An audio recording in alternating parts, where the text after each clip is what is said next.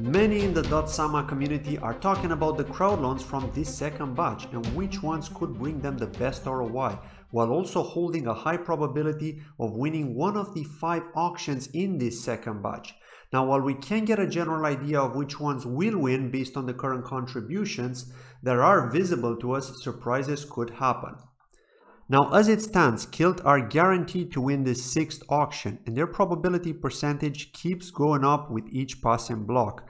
And with the next auction ending on Wednesday next week, we'll get the first winner of this batch.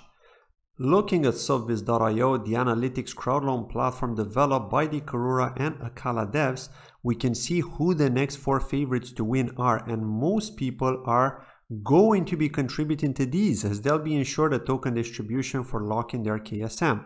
Now, one interesting point to note is that the 7th and 8th favorite to win also happen to have tokenomics which favor the community, just as Moonriver did. And yes, you do remember how it's been performing ever since it listed, right? In case you didn't notice, I'm talking about Calamari and Basilisk. And this is why it's important to analyze these crowd loans before locking your KSM to understand how you can benefit the most. And doing this research is equivalent of doing in-depth technical analysis for a number of cryptocurrency pairs and pinpointing the best entry points for exit and stops to minimize or prevent losses. While we're not talking about losses here, it is important to understand what the worst case scenario could be even after doing all this research. For example, the bear market starts and the crowd loan tokens could be worth very little, thus giving you maybe 5% return on your Kusama. And on top of that, come 11 months time, your Kusama could be worth half of what you paid when you bought it. Now, I understand these are extreme scenarios, but it's always good to be realistic about your expectations from these crowd loans. That is not always going to be the land of milk and honey, and this scenario could occur, and we need to be mentally prepared for it. Now, before we kick things off and I share my top 2 picks from these crowd loans, which I think could bring us the best ROI, I'd like to take a moment to thank today's channel sponsors, BitSwapDex, for sponsoring this video. So let's watch this short clip and then I'll continue on. BitSwap is the hottest new way to trade tokens. Crawling all the top decentralized exchanges, BitSwap will get you the very best price and value for your trades. BitSwap is changing the game. Try it now at bitswapdex.com. Basilisk, the liquidity protocol built for Kusama, is my number 2 pick from all the current crowd loans in terms of potential returns. Now, why do I say that? Well, it's because Basilisk is supported by Robert Habermeyer, one of the Polkadot co-founders, and also by Dan Reeser, VP of Growth at Akala and Karura, 2 major figures in the Kusama community, but are also going to be a 100% dedicated DeFi powerhouse for bootstrapping liquidity to DeFi dApps through various pairs that will be made available. And the first one they're likely going to start with will be Karura. Liquidity mining is another one of their big features, and as this may not be something new if you're coming from the Ethereum ecosystem, it sure is for Kusama, and it's much needed in order for this ecosystem to grow. They'll also be building an NFT marketplace and a stablecoin MM palette. But the real secret doesn't only rely in them being a DeFi powerhouse, but in the actual tokenomics, because your average Joe won't care too much about what the project has to offer, but more about what ROI can they get when investing. After all, most in the crypto community want to make money even if they like tech, and some don't like tech and only want to make money because they heard a friend got loaded from a Kusama crowd loan, right? So to find the perfect balance, we need to analyze their tech, their marketing, who are they receiving support from, and tokenomics, which is the most important aspect to prevent major dumping on your average investor and thus cause that domino effect with negative selling pressure and a hurt community.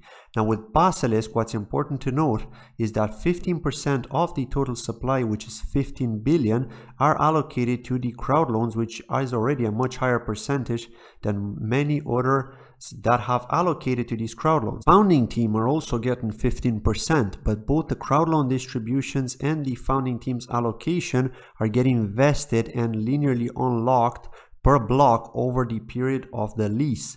Also, only 1% is getting airdropped to all the wallets holding Kusama, and that's why it's important to set up your own wallet and not leave your KSM on exchanges, because it's very likely that in the future we'll see more of these projects randomly airdrop valuable tokens to Kusama or Polkadot holders from a specific snapshot taken in the past when you don't expect it. Now, keeping all that in mind, we could expect a very slight dip in price on TGE from the initial unlock as blocks get created from the time Basilisk become a parachain, should they become one, of course, and some people will be selling that small unlock. But the fact that Basilisk has no VCs or private investors tells us we should be in a good position at TGE, and as soon as they deliver their milestones, the tech will do the talking for the price. Now, another important reason as to why I'm personally choosing Basilisk as my second pick is the HDX airdrop to all Basilisk crowdloan contributors. HDX is the token that's powering HydraDX, the stable version of their DeFi platform, which will also launch a crowdloan on Polkadot. The team have decided to strategize their initial crowdloan so that people can receive a small share of HDX as an extra bonus. Also, the rewards linearly drop as more time passes, so the sooner you contribute, the more BSX and HDX you're guaranteed to get. That's the beauty of the LBP strategy.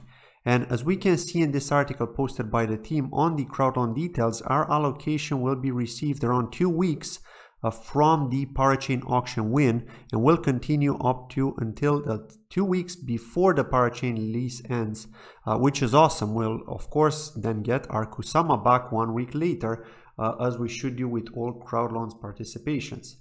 So based on all of this information, I think Basilisk is a good pick from this second batch, where we will likely see good ROI. Top that with the guaranteed Kraken, KuCoin Gate and MEXC exchange listings. And remember, don't always look at the supply, but at the percentages of who's holding what and their unlocks, and that's ultimately what determines if there's an expected dump to come or a price appreciation. Next, I want to talk about my favorite and #1 pick from this second batch, and that's Calamari. It should come as no surprise, as I've been covering it multiple times on this channel since I've discovered their tokenomics and have associated it to Moonriver in that sense, thus giving us a high probability of return for our KSM contribution in this second batch. Calamari are all about bringing privacy to the Kusama network so that transactions are private and external parties can't see where you've sent your Kusama or Karura or where you've received it from. This of course could be impactful depending on which country you're in, because some countries have strict regulations on privacy coins, as their origin cannot be tracked and can mean possibilities of money laundering or drug money, and you may need to demonstrate that it's not the case and that these are crowdloan tokens. Try to explain what a crowdloan is to a financial authority and they may just leave you alone for a while. Now, so the main idea of Calamari is to do on Kusama exactly what Manta Network, its sister network, will do on Polkadot, is to become the plug-and-play privacy preservation parachain to service Kusama's DeFi world. By adding ZK snarks to Kusama, it will make transactions and swaps private. While I'm not going to spend time in this video to explain ZK snarks in detail, I will summarize it. So ZK snarks has been initially used in Zcash, a popular cryptocurrency which has used the first widespread application of ZK snarks, a novel form of zero-knowledge cryptography. A strong privacy guarantee of Zcash is derived from the fact that shielded transactions in Zcash can be fully encrypted on the blockchain, yet still be verified as valid under the network's consensus rules by using ZK snarks proofs. The acronym ZK snarks stands for Zero Knowledge Succinct Non-Interactive Argument of Knowledge, so that's quite a mouthful, and refer to a proof construction where one can prove possession of certain information. Example, a secret key without revealing that information and without any interaction between the prover and the verifier. Next, to talk about the two products Calamari are gonna launch, which will make this happen on Kusama.